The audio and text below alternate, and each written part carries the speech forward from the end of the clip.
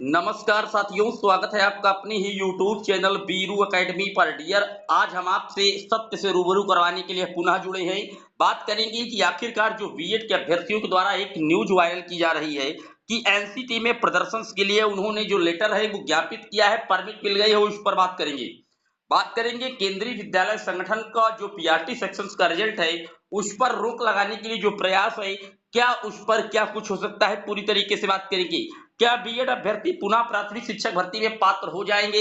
इस तरीके की जितनी भी न्यूज आर्टिकल लगातार वायरल हो रही हैं, पूरी तरीके से आपको इन सारे डाउटों से क्लियर करा देंगे। जितने लोग चैनल पर पहली बार विजिट कर रहे हैं, सब्सक्राइब करके बेल आइकन प्रेस कर लीजिए।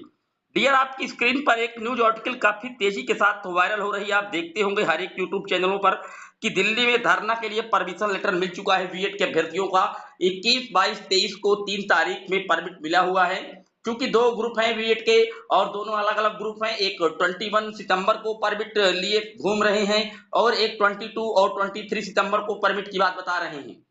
दरअसल मैं आपको बता दूं, किसी भी तरीके का अभी कोई इनको परमिट नहीं मिला, क्योंकि जो एनसीटी का कार्यालय हेड ऑफिस है डियर, वो एनसीआर क्षेत्र के अंतर्गत आता है और इतना आसान काम नहीं है वहां पर धरना प्रदर्शन करके आप पूरी तरीके से कहीं ना कहीं जो व्यवस्थाएं हैं उन पर विघ्न पड़ सकता है। इसलिए जो ये लेटर घूम रहा है स्क्रीन पर, जिसे आप देख रहे हैं, ये केवल और केवल श्रीमान जो उपायुक्त हैं, पुलिस महोदय जी, कार्यालय उपायुक्त को इन्होंने ज्ञापन दिया है कि हमें परमिट दिया जाए। इसके लिए इन्होंने केवल और केवल अभी एप्लीकेशन लगाया है। इनको किसी भी प्रकार की अभी परमिट नहीं मिली। उम्मीदें काफी कम है कि एनसीटी ऑफिस पर इनको परमिट मिलेगी भी, क्योंकि आप जानते हैं कि माननीय सुप्रीम कोर्ट का ये जजमेंट आया था 11 अगस्त 2023 को, और सर्वोच्च न्यायालय से बड़ी संस्था भारत में कोई नहीं है। निश्चित तौर पर एनसीटी को पावर है कि कहीं ना कहीं शिक्षा व्यवस्था में जो अमूलचूल परिवर्तन है उसको करने का, क्योंकि सबसे बड़ी आप कह सकते हैं एजुकेशनल बॉडी है। लेकिन उसने जो गजट बनाया था 28 जून 2018 को, उसमें केंद्र सरकार के इशारे पर उसने जल्दबाजी में इस गजट को क्रिएट कर दिया था। कुछ जो रूल थे, जो रेगुलेशंस थे, उनका सही तरीके से उसने इस्तेमाल नहीं किया था। बनाने का जो सिलसिला था सही नहीं था। इसको देख करके बीएड को पीआरटी लेवल से हटा दिया गया था माननीय सुप्रीम कोर्ट के द्वारा। उसके बाद आए दिन जो बीएड के अभ्यर्थी हैं वो लगातार कोई ना कोई प्रयास कर रहे हैं, लेकिन अभी आपने देखा था किसी भी प्रकार का उनका कोई प्रयास आज तक सफल नहीं हुआ। जब से राजस्थान की जोधपुर हाईकोर्ट ने बीएड को इनवैलिड किया था, उसके बाद भी जो वहां के रीट की एग्जाम था उसको किसी ने किसी भी प्रकार से स्टे नहीं करवा पाई थी। माननीय सर्वोच्च न्यायालय तक वो मैटर गया था। तो आप समझ सकते हैं फिलहाल बीएड के अभ्यर्थी जो ये लेटर घुमा रहे हैं, अभी तक इसको किसी भी प्रकार की कोई हरी झंडी नहीं मिली। और मैं आपको बता दूं, अगर मिलती भी है तो शांतिपूर्वक से 4, 6, 10, 50 लोग केवल ज्ञापन दे सकते हैं, क्योंकि एनसीआर क्षेत्र के अंतर्गत आता है। इतना आसान काम नहीं कि वहां आप लाखों की भीड़ जमा कर दीजिए। फिर से एक बार नोट डाउन कर लीजिए।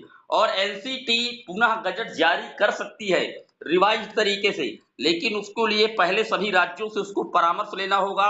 नए सिरे से गाइडलाइन बना सकती है प्राथमिक में पुनः बीएड के लिए, लेकिन सभी राज्यों को, जब जिन राज्यों में बीएड के या आप कह सकते हैं डीएलएड के स्टूडेंट पर्याप्त मात्रा में हैं, वहां पर बीएड को आप इंक्लूड नहीं कर सकते। ये कई तरीके की जो बातें हैं वो सारी लिखी हुई थी और इन्हीं की वजह से ये गजट को फेल किया गया था माननीय सर्वोच्च न्यायालय के द्वारा। अब अभ्यर्थियों की ये मांग है कि 18 से 23 के बीच वाले स्टूडेंटों का क्या होगा। उसके पहले के जो स्टूडेंट हैं वो तो जान रहे थे कि बीएड प्राथमिक में नहीं आया, वो उनकी स्वयं की गलती है। लेकिन 18 से 23 के बीच के जो अभ्यर्थी बीएड किए हैं, आखिरकार उनको एक चांस दिया जाए, क्योंकि उन्होंने राजपत्र के आधार पर कहीं ना कहीं बीएड किया था। यही सारी बातें इस लेटर में लिखी हुई हैं। तो आने वाले 22 और 23 को जो कहीं ना कहीं एनसीटी कार्यालय के हेड ऑफिस पर ये लोग प्रदर्शन की मांग कर रहे हैं, लेकिन फिलहाल अभी इनको किसी भी प्रकार का परमिट नहीं मिला। ये केवल वहां के डीसीपी पुलिस आयुक्त जी को लगातार लेटर दे रहे हैं। द्वारिका नगरी आप यहाँ पर देख सकते होंगे, लिखा हुआ है जिला द्वारका सेक्टर 13 नई दिल्ली। श्रीमान जो उपायुक्त हैं पुलिस महोदय जी, उनको केवल इन्होंने ज्ञापन दिया है और वही मुहर लगा के वो दे दी। जैसे एक एप्लीकेशन होता है, आप किसी थाने में जाते हैं एप्लीकेशन देते हैं, उसी तरीके का ये एक केवल और केवल एप्लीकेशन है। किसी भी प्रकार की अभी जो अनुमति है डियर वो नहीं मिल पाई है। अब एक जो न्यूज आर्टिकल है वो और काफी तेजी के साथ वायरल हो रहा है। आप देखिए होंगे कई यूट्यूब चैनलों पर ये वायरल हो रहा है। दरअसल ये केंद्रीय विद्यालय संगठन को देवेश शर्मा जी के द्वारा कहे जाने पर जो उनके रिव्यू पिटिशनर फाइल करने वाले एडवोकेट हैं अमित पवन जी ने, उन्होंने केंद्रीय विद्यालय संगठन को एक पत्र लिखा है और केंद्रीय विद्यालय संगठन को पत्र में ये आगाह कर रहे हैं कि मामला माननीय सर्वोच्च न्यायालय में रिव्यू के लिए लग गया है। तो इसलिए अभी आप जो केवीएस का रिजल्ट 25 सितंबर तक निकालने की बात कर रहे हैं, उसको होल्ड कीजिए, क्योंकि रिव्यू पिटिशनर पर जैसे ही सुनवाई होगी और उसके बाद क्लैरिफिकेशन पर सुनवाई होगी, उसके बाद आप जो है केंद्रीय विद्यालय संगठन के द्वारा पीआरटी लेवल का रिजल्ट जो है पब्लिश कीजिए। लेकिन फिर मैं आपको बता दूं, केंद्रीय विद्यालय संगठन ने पूरी तरीके से पहले ही अपने नोटिफिकेशंस में इन सारी चीजों को व्यवस्थित तरीके से लिख दिया था कि हम माननीय सर्वोच्च न्यायालय के अनुक्रम के आधार पर ही बीएड अभ्यर्थियों का रिजल्ट निकालेंगे। और जब उन्होंने नोटिफिकेशन में लिख दिया था, तो कोई खास इस लेटर का आप कहे प्रभाव केंद्रीय विद्यालय संगठन के ऊपर पड़ने वाला नहीं है।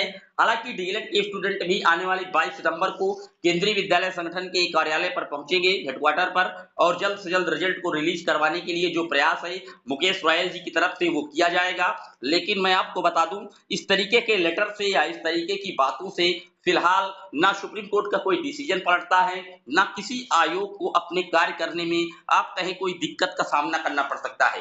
केंद्रीय विद्यालय संगठन ने जब अपने नोटिफिकेशंस में सारी चीजें पहले ही स्पष्ट तौर पर लिख दी थी, तो अब उस पर सवाल उठा पाना इतना आसान नहीं है।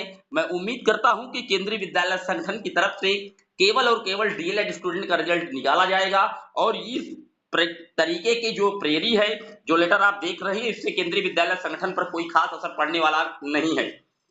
मामला रिव्यू के लिए आपको मैंने बताया था कि जो रिव्यू पिटीशन है वो 30 दिन के अंदर नहीं डाली गई थी, स्पेशल अपील की गई थी। वहां पर रीजन बताया गया था कि 30 दिन के अंदर हमने रिव्यू क्यों नहीं लगाई, और वो जो रिव्यू है वो जब पास होगी तो माननीय सुप्रीम कोर्ट के जो जज हैं जिन्होंने इस डिसीजन को दिया था, अनिरुद्ध बोस और सुधांशु धूलिया जी, उनकी केवल चैम्बर पर जाती है रिव्यू की फाइल। अगर वहां उनको कोई नए पॉइंट दिखते हैं कि इनकी वजह से बीएड हो सकता है कि इंक्लूड हो जाए पीआरटी में, तो वो उसको देखते हैं, वरना वहीं से वो खारिज हो जाती है। उसके बाद जो अगला याचिका इन्होंने लगाया है कि रिजल्ट को होल्ड करने के लिए 2 तर्क रखे हैं। इन्होंने अगली तर्क क्लैरिफिकेशंस की रखी है, क्योंकि क्लैरिफिकेशंस याचिका पर उम्मीद है कि अगले सप्ताह तक सुनवाइयां हो सकती हैं। आज या कल तक में इसकी डेट आ सकती है वेस्ट बंगाल वाले मैटर में, आपको बता दूं क्लैरिफिकेशंस में। अब बीएड की तरफ पे जो अभ्यर्थी है वो ये मांग कर रहे हैं कि जो क्लैरिफिकेशंस है वो उस पर जैसी सुनवाई हो और मामला 11 अगस्त 2023 से लागू हो, जिस दिन से जजमेंट आया है। अगर 11 अगस्त 2023 से डीएड जजमेंट लागू हो जाएगा तो बीएड के अभ्यर्थियों को उसमें कई फायदा है। पहले तो जिन राज्यों में बीएड के अभ्यर्थी नौकरी कर रहे हैं वो पूरी तरीके से सेफ हो जाएंगे। जैसे 69,000 उत्तर प्रदेश में बीएड के अभ्यर्थी इंक्लूड हैं, चयनित हैं, एमपी वर्ग 3 में भी चयनित हैं। ये लोग तो सेफ हो ही जाएंगे, और निकट भविष्य में ये एक विवाद की स्थिति पुनः जन्म ले लेगी। क्यों? क्योंकि जब उसी गजट से ये लोग जॉब करते रहेंगे जिस गजट को इन्होंने रद्द किया था, तो फिर उसका आधार या बेस बना करके ये पुनः माननीय सर्वोच्च न्यायालय में इस केस को पुनः ले जा सकते हैं। इसलिए जो डीएलएड के स्टूडेंट हैं उनकी मांग है कि गजट 28 जून 2018 से रद्द होना चाहिए, जब से गजट बना था। हालांकि जब बिहार में शिक्षक भर्ती के अकॉर्डिंग माननीय सर्वोच्च न्यायालय ने आदेश दिया था शिक्षक भर्ती को लेकर के, तो उन्होंने एक बात वहां पर मेंशन की थी कि 2018 के बाद के 28 जून 2018 के बाद के जितने एडवर्टाइजमेंट है, जितने स्टेप्स हैं, वो पूरी तरीके से इनवैलिड ही समझे जाएंगे, यानी कि असंवैधानिक समझे जाएंगे।